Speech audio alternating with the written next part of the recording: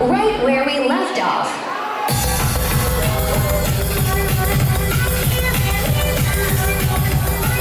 Ladies and gentledays, this is Christopher Buchanan reporting for the Bum Diary in the year of our Lord. I think about 2025. It takes a lot of courage to be yourself. I mean, we're all going at this blind. I think we all find ourselves at one point or another wearing clothes we don't feel so comfortable in, or hanging out with some freaks we have no business being with, just to fit in. But I think the true believers in the Church of Self, the last freedom fighters for the me's, are the people who must don more appropriate costumes to tame their wild spirits. A purple wolf is a good example. Tonight, Bum Diary will be attending Animal Jams 2, a Los Angeles furry rave, so that we can find out just what it takes to spend $10K on animal skins and yiff off Molly.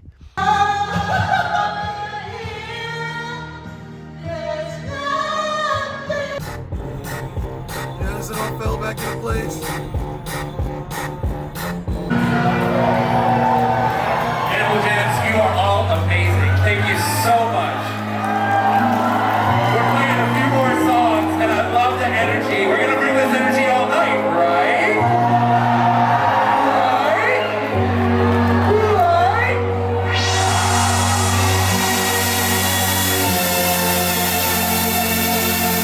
But I want you to go stupid for this one.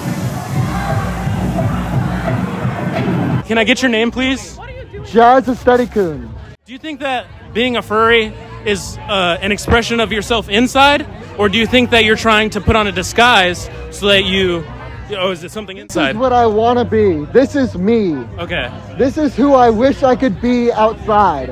I'm most of this outside, but I'm not 100% of this outside. Is this the only time you're ever able to, express Fully let loose. Bum Diary 2025. We lost the story. They ran away from us.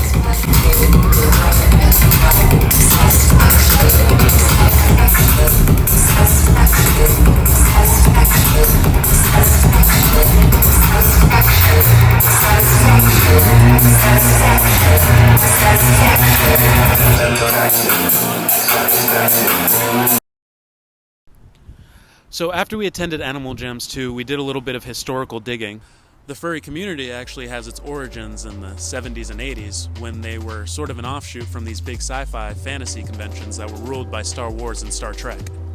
Furries would actually sneak off into these side rooms and kind of host their own art parties and displays and basically show off their anthropomorphic interest. We actually saw as time went on that even the sci-fi community kind of ostracized the furry community, and they kind of recluded themselves into online spaces or forums where they could, hash out their interests however they wanted. But then comes the internet, and the even more alternative internet, where furries are kind of seen as the number one enemy of the people. People abuse furries. They call them zoophiles and perverts online. It's just a really bad time in furry history. So furries packed their stuff, and they decided that conventions were the way. This is how they could get their space and have their own fun. And come to find, the founders of Furry, Mark Merlino and Rod O'Reilly, were actually a bisexual male-loving male couple. Furry kind of started out as this experiment between two boyfriends, just kind of a queer project to put out in the world.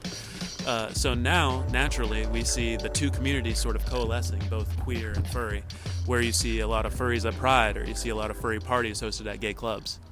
So we had attended the party, we had our fun, but we actually wanted to figure out how this sci-fi offshoot had turned into a gay, polychromatic love fest where everybody was invited. So we talked to some furry fellows we actually knew, just by the luck of the draw. A friend of a friend in Bum Diary. I am 11. I am a Sergal. That is my persona species. It is a fictional species from someone called the Villis Universe, and I'm the president of the UCLA Furry Club. I am Jamie.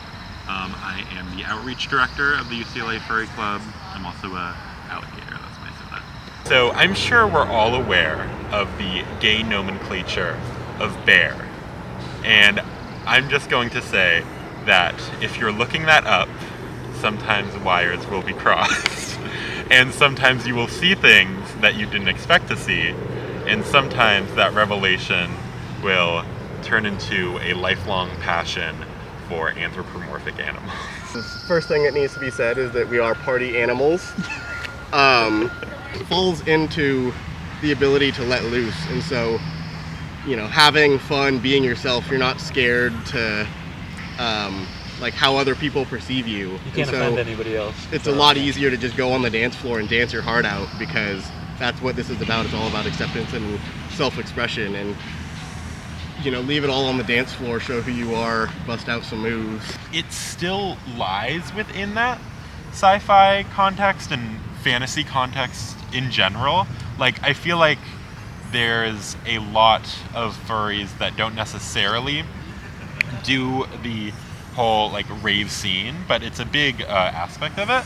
Like, for example, if you are looking at Dungeons and Dragons, or you're looking at Magic the Gathering, you're gonna see a lot of anthropomorphic animals in that. I mean, I can just, like, Dragonborn, hello. If you are always a Dragonborn, if you're always a lizard folk, if you're always a Aarakocra? Tabaxi, girl, do some Google searches. We know. Definitely think my queer and my furry identity are tied together. I said earlier I'm bisexual, but I call myself a gay furry more than I say I'm bisexual, just because of the, you know, it has a nice ring to it. And I think for me, I definitely came into both of those things at the same time. But I think it's hard to imagine myself being gay without being a furry, or being a furry without being bisexual. I think the two of them, I've found such a niche.